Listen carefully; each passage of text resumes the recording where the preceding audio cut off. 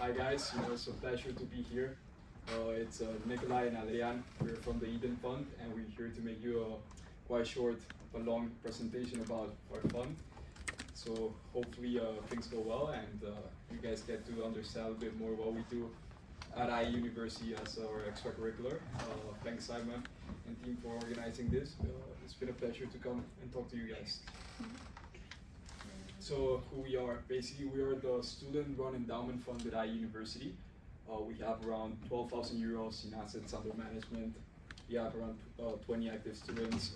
We've been fully operating since the last 2 years. We're not part of the funding team, but we've been the guys that have been succeeding the team that preceded us, and started the fund. The aim of the fund is basically to invest the capital that we have allocated from donations directly into equities and in the public markets basically, and potentially allocate those returns back as potential proceeds for scholarships. And we have a current a partnership with the IE Foundation and IE University. So we're like a legal entity within the IE Foundation, and the IE Foundation basically is the full endowment fund from IE, and they are the guys that actually provide scholarships to students. Why we did this partnership with the IE Foundation? We're not a club, we're an actual organization within IE.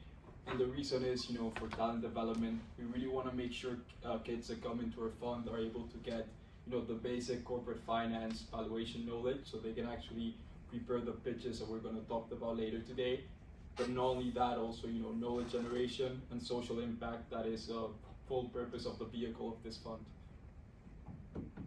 The IE Foundation already has done a lot of initiatives by itself, so we felt that the collaboration, there were a lot of synergies in place that might make sure that this works perfectly. So they already allocated more than $23 million in scholarships.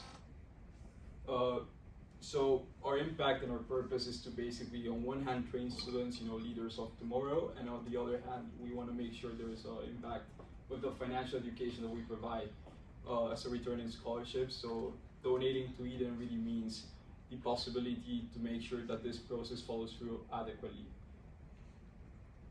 So let's move on. So as Adrian mentioned, we are on presenting today. Adrian is co-president of the Eden Fund. He's been with the fund for 3 years. 3 years. He's a fourth-year economics student, and as you can see, he's worked for both JP Morgan and BG Pactual. My name is Nikolai. I'm a second-year BBA student. I started my first year as a stocks analyst. Moved up to senior analyst this year, and I'm going to take over as portfolio manager of the stocks team after or in the next semester after Christmas. I had some prior experience from finance. I did 14 months in a financial services company in my gap year, as well as working a bit in finance as a career counselor at a company called Arbeidslivsressurs in Norway during the summer. So what we want to talk about today is a bit about how we work at Eden, like our leadership, how we structure it, how we move every day-to-day operational, as well as our investment process and portfolio, and a bit about donor relations and our fundraising initiatives before we move on to a Q&A where you can ask us basically anything about Eden, how it is to be as a university student, why we chose IE, etc. Then if you guys want any advice regarding finance recruiting processes and like maybe advice where you guys want to study and how that fits well in if you guys want to pursue a career within the financial industry sector. Yeah. So the Eden Fund vehicle is divided into 4 or 5 different parts. So what you see here is our leadership. They make sure that most of the day-to-day operations go by as an independent organization with collaborating with IE Foundation. We have an advisory and supervisory committee that we have to answer to, and Adrian and Christina are the ones that mostly follow up on this. Nicola, can you move a little bit? Oh, I'm sorry. As well, Alberto, he is CIO and he manages all the stocks and macro investments as well as the core portfolio. And Nora is the head of HR. Here you can see our different departments within Eden. So in our active investment part, we have the stocks, macro, and we're going to do quantitative portfolio as well. That's on the way. We haven't really And got then it donor quite yet. relations. And donor relations. So at the stocks team, it's Francisco. He's a fourth year BBA student at IE, and he worked at Goldman Sachs during the summer, as well as Beatriz, Antonio, and Fabio. So a couple years ago, these were the people that started the Eden Fund, and they did it as an initiative that the most, say, dedicated students who had a real passion for finance could experience how it is to do like a real investment cycle and get hands-on experience from finance. And they also is now our advisory board, and they help us and guide us whenever we have questions and ensure succession and continuation of the fund. As well as our supervisory board. So these are a combination of IE professors. IE professor, our dean, and they all have have a lot of experience from finance and help us with everything that, if there's difficult questions, difficult choices to make, we also have these that support us at all times. Now, moving on, so as you said, our impact, or what we want to achieve, is that our returns from our portfolio wants to are going to scholarships for people who want to go to IE but aren't financially able. And as you can see here, we work as part of IE Foundation and ensuring that that impact is fulfilled. So here you have a complete overview of our fund and what like the different departments is and how we work. So as you can see, Adrian and Christina is in the co-presidents and manage the day-to-day activities. Well, Alberto, he manages the stocks and qualitative. Nora, the HR, as well as donor relations and marketing, because we want to get as much knowledge and publicity around the Eden Fund as much as possible. Yeah, and then the advisory and supervisory board will oversee us. So yeah.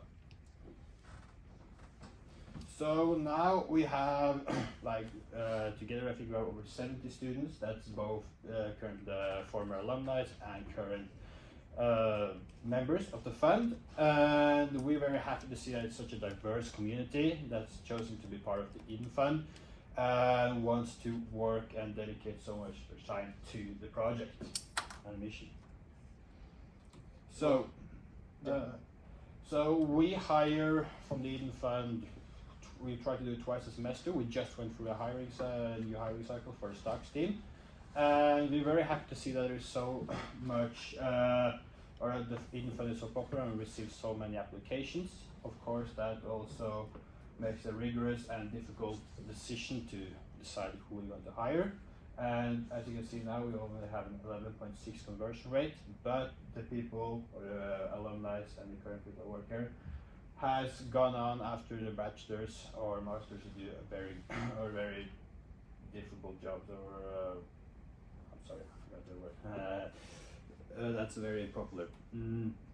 So, for example, the last hiring cycle last year, we received over 160 applications, and we also now, together in collaboration with IE, we also done something called QA assessments, which is a part of also applying to IE, where you have to answer questions, like the higher view, where you get a question, you have to answer it, as well as interviewing over 24 people, and we ended up hiring 12 new members.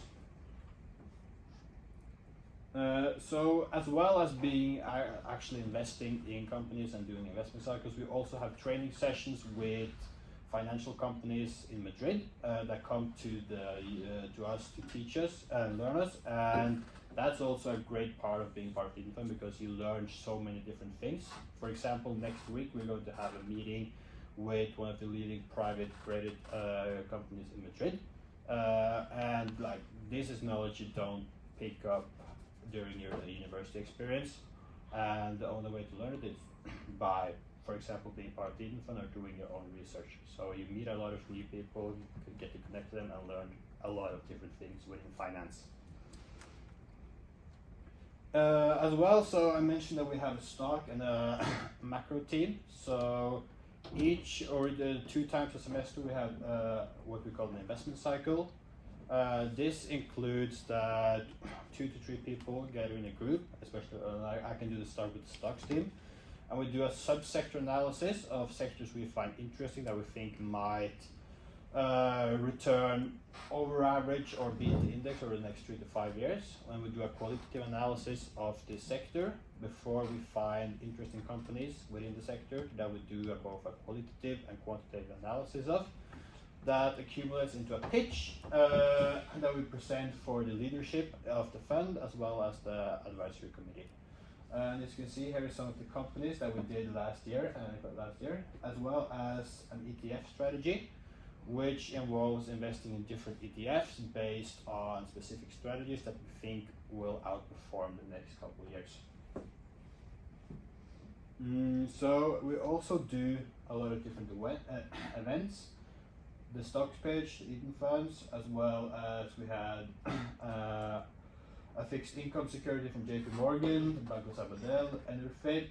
So this is part of the events that we do, and which brings us so much experience and knowledge about all the different parts of finance and how it is to actually work there.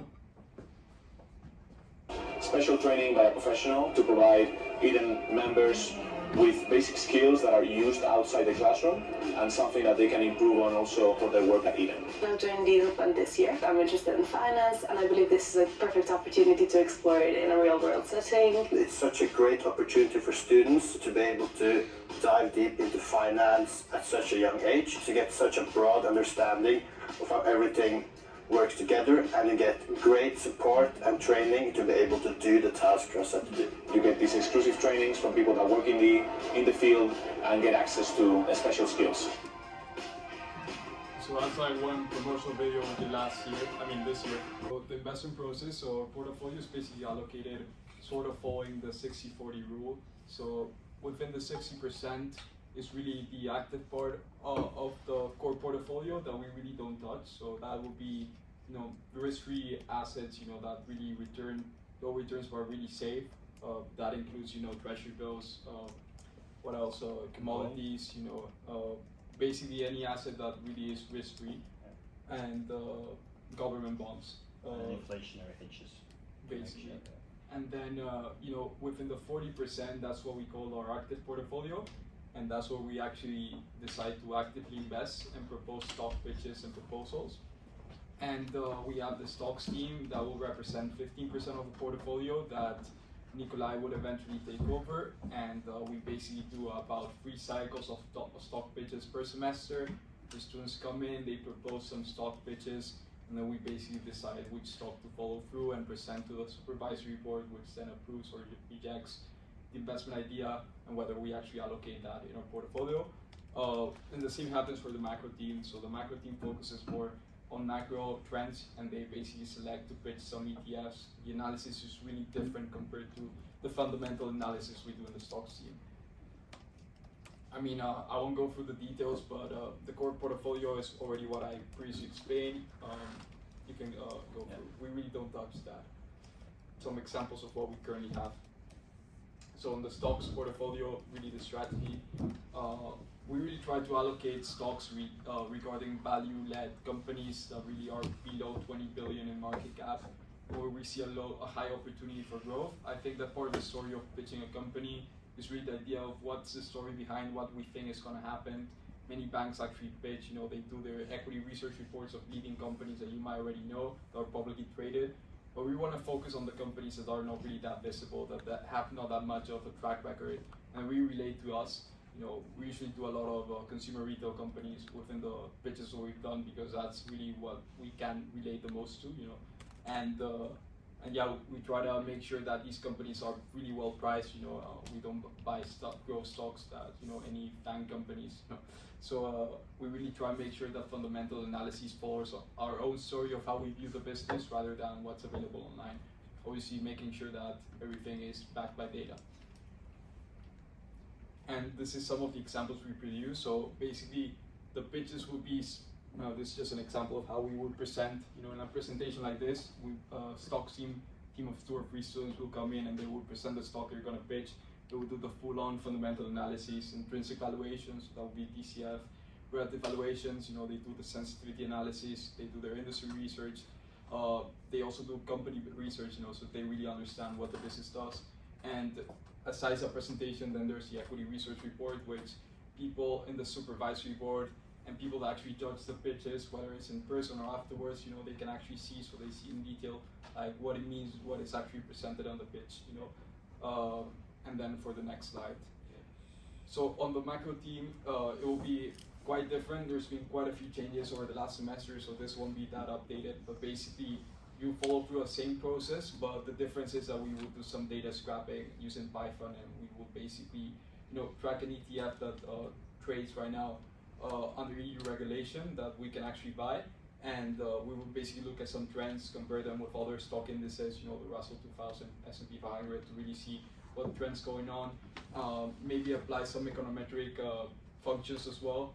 So this role is really macro related, and I haven't been really, none of us have really worked on the macro side of the team, but it's really interesting because if you're really more into data analysis and more into Python coding, this works perfectly, and it's really quite a more creative role. There's really no right or wrong answer into how the analysis is really done, but yeah,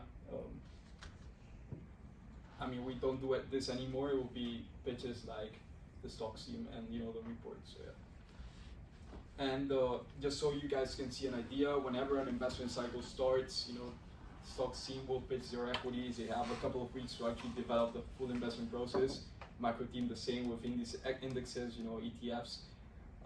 And then, the investment technology team, which we're currently revamping to a quant team, which basically produce any sort of, they used to produce any sort of data tools that might allow us to know when to price in, when to buy the stock, when to sell, basically.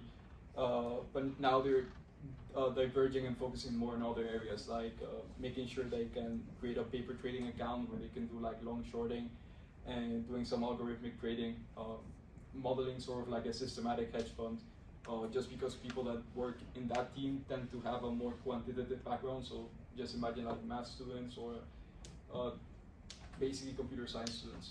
And this is just an example of last year that we basically ramped up and accumulate how many investment cycles we've done over the past year or so, how many investment proposals we've done, and the amount of analyst cycles. So this year we're going to do 6 cycles, so 3 cycles this semester, 3 on the next one. So we're basically becoming more efficient with the process, so we can increase the amount of investment ideas that we actually do without making sure that students are not doing unnecessary work. So yeah. So, and the quality is still the same of the investment process. And since we manage actual capital from my foundation, we try to be extremely thorough with our investment ideas that's backed by data and qualitative analysis, so we know so much about the business that we feel confident investing money in it. So I think we already explained this in a sense, but basically the investment committee will be comprised of Nikolai and myself, and then the CIO of the fund, which is not here right now, and then the other stocks and macro portfolio managers will basically be the ones judging the pitches from the students in each team, and then we basically proposing the ideas that we find attractive to the board, which will be comprised of the supervisory board of IE Foundation and the IE professor board. They will basically allow us to say, maybe we agree with this, maybe we don't agree with this. There's many clauses within that, so I don't want to get into the details, but that's sort of the idea of how it works. And if you go to the next slide, whenever we actually do any sort of voting, we do have a rating criteria that really spans across different sectors that we really want to try and figure out. And everybody has this. They do a rating. We then rank each other up. Which proposals we find more attractive or not. So that allowed us to make a non-biased decision. So I'll go quickly about the portfolio performance. Up until date, we have a 13.65% cumulative return since starting the fund. It's true that we've raised more capital as well within the last year or so, and this is how we're currently allocated. It's really not on the 60-40 style, but you get an idea about how we comprise. It's quite a conservative portfolio, so we have more fixed income, less in equities, but it really allows us to prevent any sort of volatility that might occur based on the fact that we're just students, you know. So some trends and ideas that we've really seen. So like, especially within the core side of our portfolio. So there's been a rise in gold prices as well, and Russell 2000 companies, which really comprise of small mid-cap companies, have been trading at higher valuation multiples than before. That's really allowed us to really gain some alpha within the returns in the fund as well, and the same for the S&P. So yeah, so our exposure is quite varied. So this is our returns within the core portfolio. I mean, we really don't touch this, so like, so yeah, but you may have an idea of where we're currently invested in and what inflation-proof assets we currently allocate into this side of the portfolio. On the macro portfolio, I mean, last time we did the pitches last semester, we invested in a data center ETF. We did European consumer staples, US consumer staples as well. That was quite a risky bet we did there, but like, at the end of the day, we go contrary to what other people think. So we try and make sure that we are able to propose a unique investment background. So yeah. And yeah, I mean, you can go on the stock side. This is something that we've done. We've made some crazy bets as well. We betted on this semiconductor company. It really didn't went well at all. So we did like a minus 31% decrease in the stock price after we actually bought it. But it's a learning opportunity. If you go to the next slide, I mean, last year I remember. So when I pitched Google Boss as well. I mean, other people, we pitched Build a Bear. We actually made a huge return on that. That's actually been I think it's been the company has, within the last 5-10 years, returned the highest overall in the stock market. Yeah. They've done like a 2,500 return in the last 5 years or so. It's crazy. So yeah, Card Factory was a company we had in our portfolio as well. They basically sell like cards when you get married or you're like traveling, you send a card to your friends. Go Boss, you guys know. Movado Group, they basically do watches and stuff. So yeah. And going through fundraising, so we've been really collaborating with alumni, also with the foundation itself. We really try and make sure that we're able to attain the goal that we currently have. Under the current vehicle, we are allowed to basically manage capital until 60,000 euros. So after that, the whole vehicle and how we're currently structured doesn't really work legally. But within the structure of the endowment fund, our current goal is to basically reach at least by half that metric by the end of next year. We already have committed like 2,000 more euros like within the last week we were able to actually secure. Yeah. So we're currently going on pace with that. And yeah. And then that's is a dream built by IE students for IE students. I'm Edo, president of the Eden Fund, the first student endowment fund in Spain.